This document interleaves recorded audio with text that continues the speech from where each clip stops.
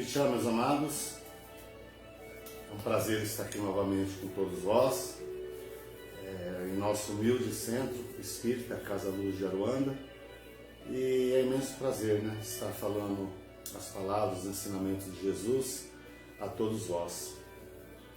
Pedimos nesse instante ao nosso querido Deus Pai Criador que possa estar enviando teus santos anjos, teus santos espíritos, para que tire de nós toda a distração, todo pensamento negativo, toda dor, toda mágoa, toda ira, que possa ser retirado de nossos corações e de nossas mentes, que possamos estar limpos e purificados, que possamos ser como vasos novos, para aprender, digerir as palavras do Evangelho e colocar em práticas em nossas vidas. Agradecemos ao nosso querido Mestre Jesus, agradecemos ao nosso Pai Oxalá, agradecemos a nossa querida Mãe Santa Sara, nossa Mãe Maria, nossa Mãe Fátima, nossa Mãe Santa Rita, agradecemos a todos os orixás, a nosso Pai Ogum, nosso Pai Oxóssi, nosso Pai Obaloê, nosso Pai Exu, nosso Pai Oxumaré, nosso Pai Xangô, nossa Mãe Emanjá, nossa Mãe Ansã, nossa Mãe Nanã, nossa Mãe Oxum, enfim, a todos os orixás. Agradecemos a toda a espiritualidade, aos índios e caboclos, aos amados e queridos pretos e pretas velhas, ao povo cigano, aos boiadeiros, marinheiros, carimbeiros, a toda a equipe médica e espiritual, a todos os enfermeiros.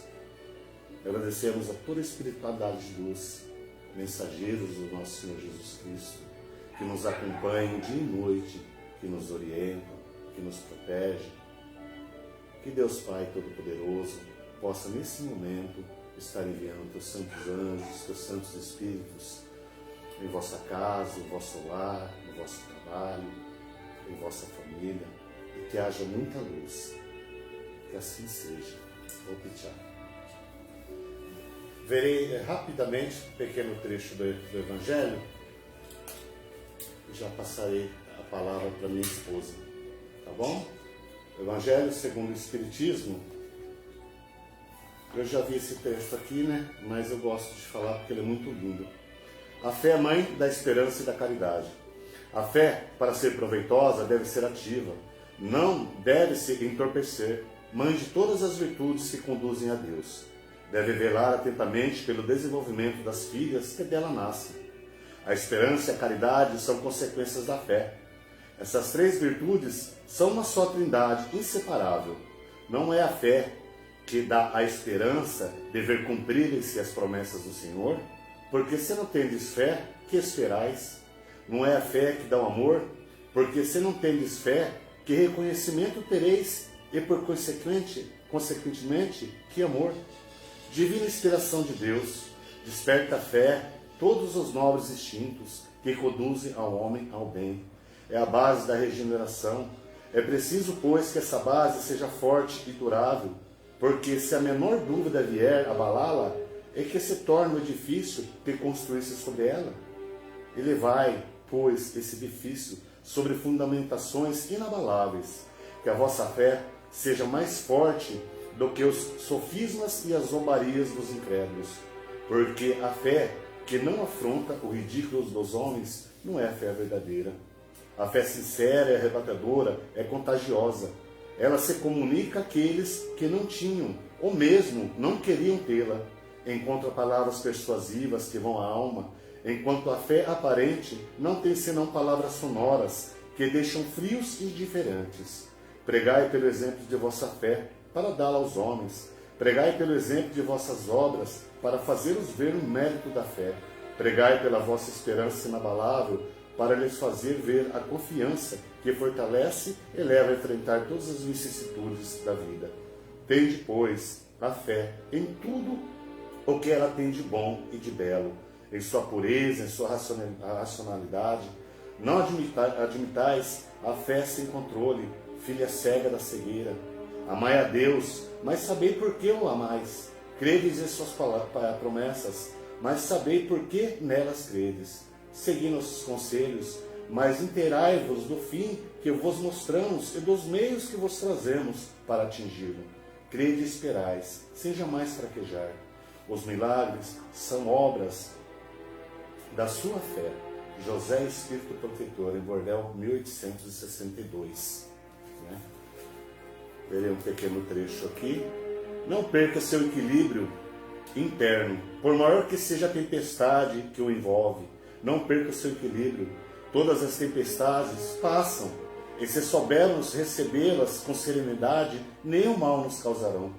Jesus dormia no fundo da barca, quando os discípulos o chamou nervosos. Ele acalmou tudo. Faça o mesmo, recorra ao Mestre Divino, para que as tempestades se acalmem ao seu lado. Minutos de sabedoria. Passarei a palavra agora à minha esposa Vera, onde ela vai nos contar um pouco, né, sobre os pretos velhos. Todos amados. Boa noite a todos, sejam todos bem-vindos para mais uma palestra. Vou falar um pouco sobre os pretos velhos. Algumas pessoas já conhecem. Para quem não conhece, uma pequena introduçãozinha, tá? Bem curtinha. Vamos lá? Os pretos velhos. Esse texto foi tirado do livro Nação de Angola. São entidades que tiveram, pela sua idade avançada, o poder e o segredo de viver longamente através da sua sabedoria, apesar da dureza do cativeiro.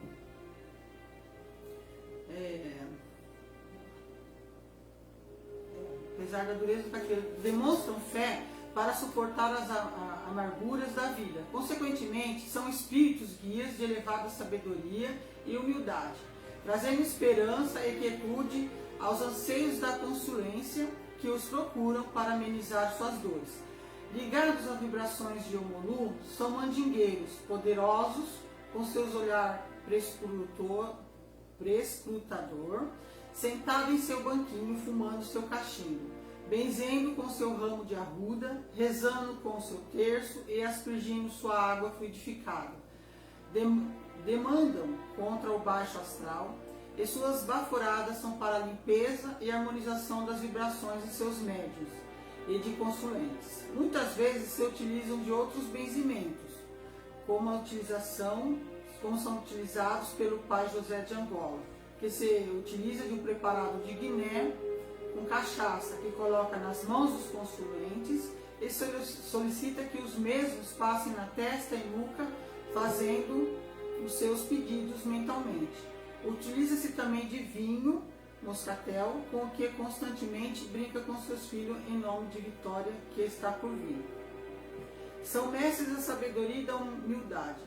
Através de suas várias experiências em inúmeras vidas, entenderam que somente o amor constrói e une a todos, que a matéria nos permite existir e vivenciar fatos e sensações, mas que a mesma não existe por si só.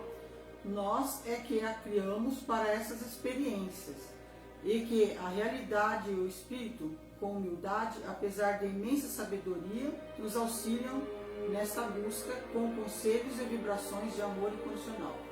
Também são mestres dos elementos da natureza, a qual utilizam os seus benzimentos. Então aqui eu estou falando um pouquinho do pai José de Angola, que utiliza Guiné e cachaça. Mas outros pretos velhos utilizam arruda, outros fazem benzimento só com os gestos das mãos, outros com o terço e outros com água, né? Então aqui assim foi uma pequena introduçãozinha sobre os pretos velhos, as pretas velhas também, nossas queridas amadas pretas velhas, que nos auxilia, né, nos trabalhos. E tem os pretos velhos que são mandingueiros, eles tiram as demandas, que a benzedeira está em falta, né? E hoje em dia é difícil achar uma benzedeira, né? Então, quando eles vêm aos médios, eles já vêm para limpar o nosso astral e nos dar bastante energia positiva, porque quando a gente recebe eles, a gente fica leve, puro, né? Muito gostoso trabalhar com os pretos e pretas velhas. Espero que tenham gostado dessa pequena introduçãozinha, e cada vez eu vou falando um pouquinho mais deles, tá bom? Boa noite a todos, fiquem todos na paz. Completando o que minha esposa disse, os pretos velhos são espíritos maravilhosos, como os caboclos, como os médicos, os enfermeiros, os ciganos. E a história de vida dos pretos velhos, né, que o povo sofrido que veio da África, que muito desencarnaram naquelas embarcações, né, lançados ao mar, outros sofreram dentro das senzalas, né, sendo obrigados ao trabalho escravo, e são maravilhosos, são uns espíritos de luz maravilhosos que vêm num amor infinito cuidar dos seus constituintes, né, proteger a casa. Então é só gratidão a todos os pretos velhos. São espíritos maravilhosos, espíritos que trazem a cura, quebram as magias. Não tem o que falar muito. São espíritos maravilhosos, né? Adoro a todos eles. Hoje falamos um trecho de dar de graça o que de graça recebestes. Eu comentei um, mas foi anterior a esse. Mas antes de ir a esse tema aqui, eu gostaria de pegar um tema que, vendo hoje a internet, né? Vendo hoje a internet, eu me deparei com um vídeo ao qual me deixou muito triste, né, de saber que existem líderes religiosos que pensam dessa maneira, né, que usam das palavras de Deus como fonte de renda, vamos dizer assim,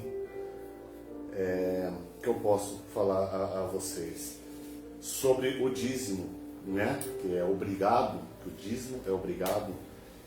Peguei vários trechos da Bíblia aqui onde prova o contrário, né? Resposta da Bíblia, tá bom? A respeito do dízimo, tá bom? Os israelitas dos tempos antigos deviam apoiar a adoração verdadeira por dar o dízimo, ou seja, 10% de sua renda anual. Deus ordenou a eles: vocês devem sem falta dar o 10º ou dízimo, na Nova Versão Internacional, de tudo que a sua semente produziu no campo, ano após ano. Está em Deuteronômios 14, 22. A ordem de dar o dízimo fazia parte da lei mosaica. Era um conjunto de leis dado por Deus à antiga nação de Israel. Os cristãos não precisam seguir a lei mosaica e por isso não são obrigados a dar o dízimo. Está em Colossenses 2, de 13 a 14. Em vez disso, cada cristão pode contribuir conforme resolver o seu coração, não a contragosto e nem por obrigação, pois Deus ama quem dá com alegria, em 2 Coríntios, versículo 9, 7. Tá bom? O dízimo no Velho Testamento. O dízimo é mencionado várias vezes na parte bíblica, que é conhecida como Velho Testamento. Na maioria das vezes, o dízimo é citado durante o período de tempo em que os israelitas tinham que seguir a lei mosaica que Deus deu à nação por meio de Moisés. Mas há também alguns relatos relacionados ao período anterior à lei. Perdão. Antes da lei mosaica, a primeira vez que a Bíblia menciona o dízimo é num relato envolvendo Abraão, mais tarde chamado de Abrão, mais tarde chamado de Abraão, em Gênesis 14, 18 a 20, e Hebreus 7, de 7 a versículo 4. O dízimo de Abraão parece ter sido um presente que ele deu apenas uma vez ao rei sacerdote da cidade de Salém. Não existe nenhuma evidência na Bíblia que Abraão ou seus filhos tenha dado dízimo em outra ocasião. A segunda pessoa da Bíblia mencionada que deu dízimo foi Jacó, o neto de Abraão. Jacó prometeu que se Deus o abençoasse, ele daria a Deus 1/10 de tudo que ele recebesse. Está em Gênesis 28, de 20 a 22. De acordo com alguns eruditos bíblicos, Jacó provavelmente ofereceu esse dízimo na forma de sacrifícios de animais. Jacó cumpriu com a promessa de dar esse dízimo, mas ele não obrigou ninguém da sua família a fazer o mesmo. Durante a lei mosaica, os israelitas dos tempos antigos receberam a ordem de dar o dízimo como maneira de apoiar as atividades religiosas da nação. O dízimo era dado aos levitas, incluindo os sacerdotes, que se dedicavam às atividades religiosas e que não tinham sua própria terra para cultivar. Está em Números 18, 20 e 21. Os levitas que não eram sacerdotes recebiam dízimos das pessoas e também davam a 10ª dessas 10º partes aos sacerdotes. Está em Números 18, de 26 a 29. Parece que havia um segundo dízimo anual, que era usado em benefício dos levitas e de outras pessoas que não eram levitas. Está em Deuteronômio de 14, 22 e 23. Esse dízimo era usado durante algumas festividades especiais. Em alguns anos, esse dízimo era compartilhado com pessoas muito pobres para ajudar o sustento delas. Está de novo em Deuteronômios de 14, 28, 29 e 26, 12. Como o dízimo era calculado? Os israelitas deviam dar a 10ª parte de tudo que a terra produzisse durante o ano, em Levítico 27, 30. Se eles escolhessem pagar esse dízimo em dinheiro, eles tinham que acrescentar 20% ao valor do dízimo. Está em Levíticos 27, 31. Os israelitas também deviam dar a 10ª parte dos bois e das ovelhas. Levítico 27, 32. Os israelitas separavam um de cada 10 animais que eles tinham nos seus rebanhos. A lei dizia que eles não deveriam examinar se o animal era bom ou ruim, e nem trocá-lo. Também não poderiam converter esse dízimo em dinheiro. Levítico 27, de 32 e 33. No caso do segundo dízimo anual, usado nas festividades, esse sim poderia ser convertido em dinheiro. Dessa forma, ficava mais fácil para os israelitas que tinham que viajar longas distâncias e ir às festividades. Deuteronômio 14, 25 e 26. Quando os israelitas davam dízimo, os israelitas pagavam o dízimo todos os anos. Deuteronômio está 14 e 22. Mas havia uma exceção. A cada 7 anos, os israelitas não cultivavam as terras, porque era um ano sabático, de descanso. Está em Levíticos 25, de 4 a 5. Por causa desse ano especial, não era necessário pagar o dízimo na época da colheita. No 3º e no 6º ano do ciclo sabático, de 7 anos, os israelitas compartilhavam o segundo dízimo anual com os mais pobres e com os levitas. Deuteronômios 14, 28 e 29. O que acontecia se a pessoa não pagasse o dízimo? A lei mosaica não mencionava nenhuma punição para as pessoas que não pagassem o dízimo. Dar o dízimo era uma obrigação moral, ou seja, os israelitas faziam isso porque sabiam que era certo fazer, não porque seriam punidos se não pagassem. Os israelitas tinham que dizer perante Deus que tinha dado o dízimo e pedir para ser abençoado por isso. Deuteronômio 26, 12 a 15. Para Deus, se alguém não pagasse o dízimo, era como se estivesse roubando algo dele. Está em Malaquias 3, de 8 a 9. Será que pagar o dízimo era algo difícil de cumprir? Deus não prometeu aos israelitas que se por eles desse o dízimo, ele iria abençoar a nação e nunca faltaria nada para eles? Está em Malaquias de 3 a 10. Por outro lado, era ruim para toda a nação quando eles deixaram de dar os dízimos, porque eles perdiam as bênçãos de Deus. Por causa disso, os sacerdotes e os levitas tinham de gastar tempo trabalhando para se manter e não podia ajudar os israelitas a adorar a Deus. Está em Neemias 13, versículo 10 e Malaquias 3, versículo 17. O dízimo no Novo Testamento. Quando Jesus estava na terra, o dízimo era um requisito para os que adoravam a Deus, mas esse requisito deixou de existir depois da morte de Jesus.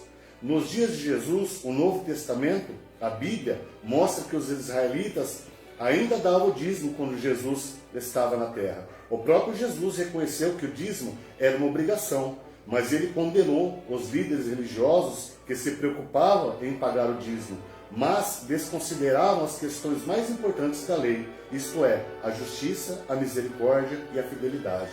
Mateus 23, 23. Depois da morte de Jesus, o dízimo não era mais uma obrigação. Depois que Jesus morreu, a morte sacrificial de Jesus eliminou a lei mosaica, incluindo o mandamento de cobrar dízimos. Está em Hebreus 7, versículo 15 a 18, e Efésios, versículo 2, de 13 a 15, e Colossenses, de 2, 13 e 14. O dízimo, então, meus amados, simplesmente, ele nunca foi dinheiro, ele sempre foi alimento, tá bom? você ajudar a sua casa, a sua igreja, o seu centro de coração a manter pois há gastos, a energia, pode haver funcionários, né, produtos de limpeza, é de coração que você faz, não é obrigação, tá bom? E eu vi um líder religioso dizendo que quem não paga dízimo não recebe bênção. Deus não barganha com ninguém, tá bom? A bênção você recebe por mérito seu, pela sua fé, pelo seu comportamento, não porque um líder religioso te obrigou a dar o dízimo, ou que seja oferta, para receber essa bênção. Deus não se compra, tá bom? Era isso que eu tinha para falar a respeito disso, porque eu discordo, tá? Dízimo. Tantas famílias passando necessidade e são obrigadas por líderes religiosos a dar um dinheiro que não tem, deixa de comprar um alimento para o filho, um calçado, deixa de se alimentar para sustentar. Eu acho errado. Eu acho que o dízimo, ao coração, ao olhar de Deus, ele é muito mais lindo você ajudando uma pessoa necessitada, assim como Jesus pregava, assim como os discípulos faziam, né? A lei mosaica acabou. O cristianismo veio. Se é para seguir a Bíblia, como certos líderes religiosos falam, porque está na Bíblia, né, pagar o dízimo, tá bom? Na época de Moisés também, quando havia adultério, era na pedrada que se matava. Então vamos pensar nisso, né? Vamos refletir a respeito disso. Desculpa tocar nesse assunto, eu não ia nem falar hoje, mas eu não acho justo pessoas enriquecendo enquanto famílias estão em misérias, tá bom? Eu queria aqui agradecer, a gente tem essa campanha de alimentos, né? Onde conseguimos entregar já várias cestas, agradecer o pessoal da nossa cidade e agradecer também em especial a nossa amiga Maria Elizabeth da Itália e a Elisângela, né? Que nos enviaram uma certa quantia onde deu para a gente comprar alguns mantimentos, né? E completar algumas cestas. E fica o convite a todos vocês que puderem nos ajudar nessa obra, que é ajudar o nosso semelhante, né? O meu muito obrigado. Ou da onde você mora mesmo, ajude alguém que você conhece, que está em dificuldades, tá bom? Jesus vai ficar muito contente com isso. Dar de graça o que de graça recebestes. Muito embora vivamos no mundo capitalista, há coisas que precisam ser pensadas de maneira diferente.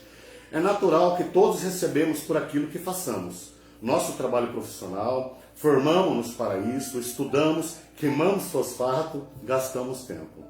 Então a forma como a sociedade recompensa o nosso esforço, o nosso trabalho, na medida em que lhe prestamos serviços, é através da gratificação salarial. Recebemos dos nossos patrões e das pessoas para as quais trabalhamos o correspondente ao serviço prestado. Nada mais justo, nada mais natural, né? Recebemos dos nossos patrões, né? É nada mais natural. A vida vai passando, vamos adquirindo esse veso, esse costume de cobrar pelos trabalhos que realizamos. Mas existe uma fronteira bastante interessante, que é a fronteira do sentimento, do coração, do bom senso. Cada vez que pensamos nessa fronteira, temos que admitir que há coisas que doamos, que ofertamos a quem nos cerca, e a quem não há necessidade de que cobremos por isso. Mesmo na esfera do nosso trabalho profissional. Às vezes queremos fazer o mínimo a uma pessoa que não pode pagar o que a gente cobra, ou uma instituição que presta serviços a terceiros para a qual queremos dar a nossa contribuição, e isso nos referindo àquilo que fazemos profissionalmente. Quem é que não pode, em sendo cabeleireiro, dedicar-se 30 minutos de um dia, 1 hora para cortar o cabelo de um idoso, de crianças órfãos, de doentes mentais, ou mesmo presidiários, servindo a boa vontade no trabalho social? Temos aqui em Rancharia um querido amigo meu, evangélico, que ele faz esse trabalho muito bonito, né? Um dia ele marca um dia e faz o corte, é gratuito às pessoas carentes. E é evangélico, a gente somos todos irmãos, gente, não existe religião, tá? A ou B que é melhor, a gente somos cristãos, temos fé em Jesus, temos fé em Deus, vamos praticar a caridade que Ele praticou por nós, né? Quem é que não pode, este sendo professor, dedicar 1 hora por semana, um dia no mês para alfabetizar comunidades carentes, pessoas pobres que não têm acesso à escola, que trabalham noite e dia e que tem aquele dia que poderia servir-lhes de liberação intelectual? Quem é que não pode fazer isso? Sendo odontólogo, sendo advogado, prestando ajuda a uma instituição que trabalha com os pobres, com famílias carentes. Há muitas coisas que poderíamos fazer com o nosso trabalho profissional, com aquilo que a gente pagou para adquirir. No entanto, existe um campo ainda mais essencial. É aquele em que realizamos coisas pelas quais nada pagamos. Imaginemos a nossa capacidade intelectiva, nunca pagamos por ela. Ninguém paga pelo número de neurônios que temos no cérebro, que temos no cérebro, no sistema nervoso, ninguém paga pelo oxigênio que respira, pela luz do sol que recebe, pelas chuvas que caem, pelos ventos que bafejam e refrescam. Há coisas que a natureza nos oferece a todos os que estamos no mundo e de forma totalmente gratuita. Totalmente gratuita. Há outros tantos benefícios que a natureza nos dá, que recebemos de bom grato e que não há sentido cobrar para o uso desses atributos, prestar serviço a alguém. Há muitas coisas que podemos dar aos outros sem nenhuma preocupação, com o pecúnio, com a gratificação financeira, com valores aumentados, com o dinheiro. Esse é um território em que começamos a trabalhar em nome da fraternidade, em nome da boa vontade, dessa contribuição que desejamos prestar à sociedade em que vivemos. Esse é um trabalho que não nos deixa apenas satisfeitos economicamente e financeiramente, mas nos deixa felizes por dentro. Cada vez que trabalharmos, encontramos a oportunidade de oferecer à nossa comunidade ou às pessoas que precisam do nosso trabalho aquilo com que a divindade nos dotou, nos valores que fazemos de outras existências, de outras experiências, mesmo dessa vida, e que queremos contribuir com isso, de alguma forma, para terceiros. Começamos a pensar nessa possibilidade, sem prestar algum serviço, a alguma pessoa, algum grupo de pessoas, sem perceber que isso, qualquer salário. Tenhamos a certeza de que vamos nos sentir grandemente felizes, altamente recompensados, porque estaremos atendendo aquilo que Cristo propôs ao dar os nossos festins, convocar os estropiados das estradas, os pobres das encruzilhadas, que venham ter conosco o nosso festim de bodas. A boa vontade faz com que convivemos essas ações gratuitas numa festa para tantos corações. Essa festa que proporcionamos aos corações daquele que não pode pagar, mas que acabam recebendo, de nós alguma ajuda, penetra-nos a própria alma e reveste-se de uma característica importantíssima. Reveste-se desse poder de nos fazer criaturas íntegras ao plano da divindade. Aquele mesmo plano que nos concede as coisas gratuitamente, graciosamente. Nesse território, vale a pena lembrarmos o trabalho do voluntário. Esse voluntário que estamos referindo é o que pode cortar o cabelo, o que pode atender uma causa jurídica, o que pode atender a dentes, que pode atender a psicologia, que pode, enfim, lavar, passar, pregar botões em uma peça de roupa. Há voluntariado para todo tipo de serviços e necessidades, para todos os níveis voluntariados, levando alimentos àquelas pessoas que estão passando fome. Lamentamos, no entanto, que ainda existe em nosso país, existe no mundo, existe em nossa cidade, uma mentalidade de voluntários um tanto estranha. Para muitos que se apresentam como voluntários, o voluntário deve ser o exercício quando a pessoa o queira, no dia que lhe dê vontade. Quando não tem o que fazer em casa, então ele irá fazer o serviço voluntário? Errado. Isso não é propriamente o que espera-se do voluntário, porque a instituição que depende do trabalho voluntário tem trabalho todos os dias. Alguém que se voluntaria para cozinhar não pode ir quando bem entende. Como é que ficarão assistidos nos dias que o voluntário não comparecer? Aquele que se voluntariar para lecionar, para dar aula às crianças, jovens, adultos carentes, quem irá apenas quando tiver vontade? Então vemos um exemplo, Lá nos Estados Unidos, que os voluntários têm carteira, são registrados governamentalmente. Eles podem entrar em hospitais, nas casas de assistência, nos dias e horários que quiserem, mediante a apresentação daquele documento. Mas eles têm sinceridade. O voluntariado nos Estados Unidos faz o serviço como se fosse o seu emprego, sem receber uma moeda, a não ser a gratificação da alegria. No nosso país, por exemplo, as pessoas vão quando querem, viajam sem anunciar, se preparam para a instituição, vou ficar tanto tempo fora. Há que se providenciar um substituto. Há pessoas que imaginam que, ao estarem prestando serviço voluntário, não tem nenhuma obrigação, não tem nenhum compromisso. Isso chamaríamos de um voluntarianismo e não de um trabalho voluntário. O trabalho voluntário é um trabalho sério, de todo dia. Marcamos aquela escala certinha, aquela agenda correta. É voluntário porque não se cobra por ele, mas a responsabilidade tem que ser a mesma ou até maior. Ora, cada vez que realizarmos um trabalho para alguém, dando de graça, consequentemente estamos realizando o nosso depósito no banco da providência divina. Aquilo que absorvemos dos outros, devemos aos outros. Aquilo que recebemos da divindade, passamos a ser devedores da divindade. Tudo aquilo que ofertamos, que oferecemos, nos transforma em credores da providência. Temos verdadeiramente, não aquilo que compramos, aquilo que as pessoas nos dão. É o que nos pertence verdadeiramente, é aquilo que oferecemos, que temos o que damos. Não foi à toa que o nobre Francisco de Assis afirmou que é dando que se recebe. Né? É claro que se a criatura precisa trabalhar para manter a sua família, não pode trabalhar de graça para ninguém durante um largo período de sua vida, a divindade compreende, né? Pois todos temos nossos deveres, né?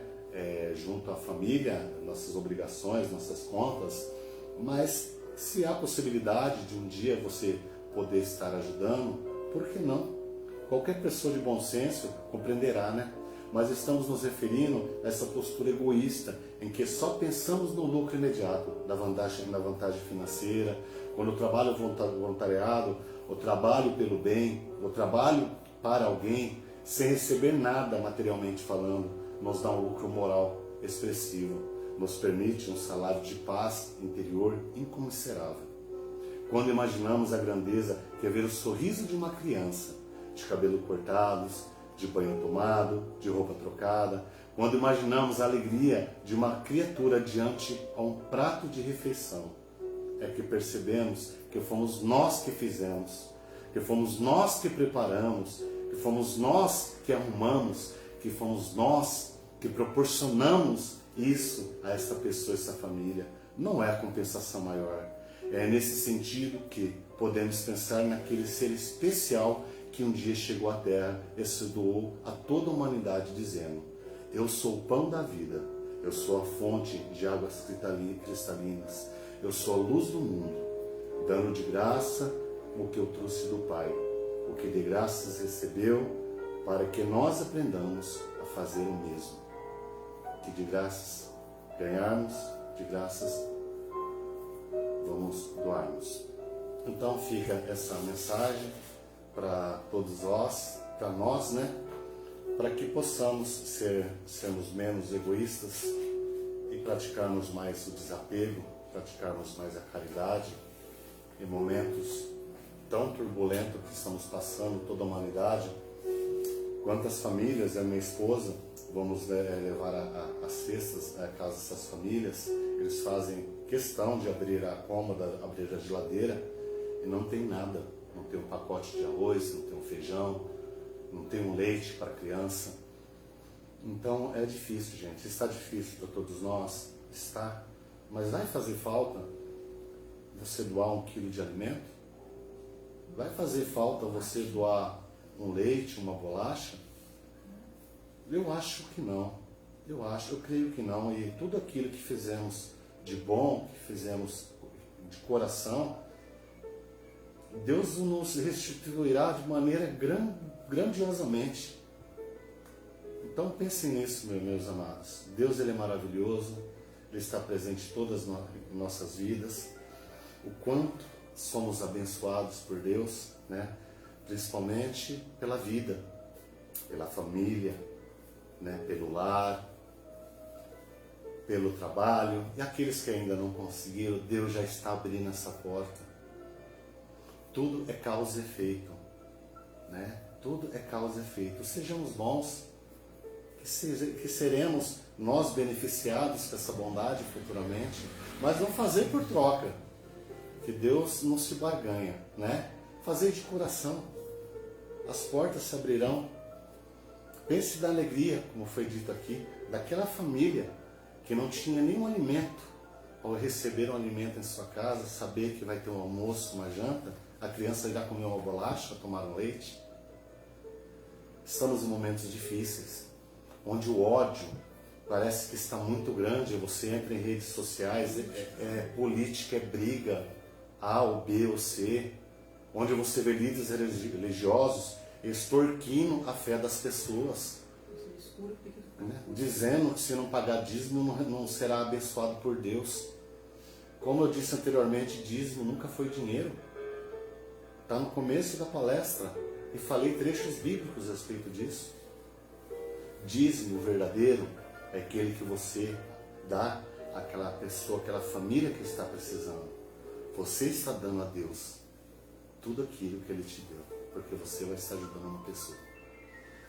Sem mais, meus amados, despeço de vós agradecendo por mais essa palestra, né, por mais essa noite. Sábado estaremos no mesmo horário, se Deus permitir, e assim será. E peço pela vida de todos vós, peço ao nosso querido Deus Pai Todo-Poderoso, nosso amado Mestre Jesus, peço ao nosso Pai Oxalá, peço a todos os orixás, peço a nossa querida Mãe Santa Sara, Mãe de todo o povo cigano e Mãe de todos vós também, pois Jesus Cristo andou pelo mundo, Jesus Cristo foi um dos primeiros ciganos na terra.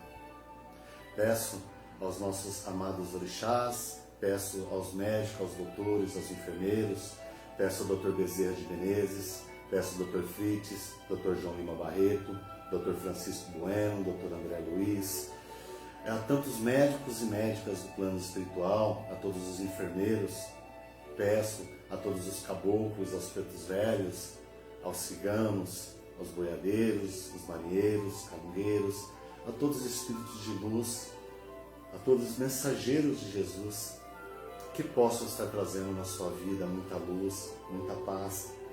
Pedimos a cura do corpo físico, pedimos a cura do corpo espiritual, pedimos por todos aqueles que estão nos leitos da UTI, nos leitos dos hospitais, enfrentando essa pandemia que a tantas pessoas estão provocando, causando desencarne.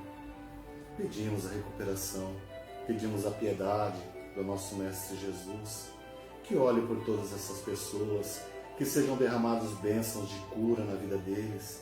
Pedimos pelos familiares daqueles que já partiram, que possa trazer conforto em vossos corações. Pedimos aos nossos queridos papais, mamães, vovôs e vovós, que se encontram nos asilos, por muitas vezes abandonados pelas famílias, que nunca mais voltaram a vê-los, que jamais eles se sintam sozinhos, que eles sintam ao seu lado um espírito de amor, um espírito de alegria, um espírito de compaixão, que está sempre presente na vida deles. Pedimos às crianças, aos nossos filhos e filhas que se encontram nos orfanatos, que Jesus possa providenciar a eles uma família de bem, uma família de luz, onde eles possam ser criados no berço do cristianismo, no berço da bondade, do amor e da caridade.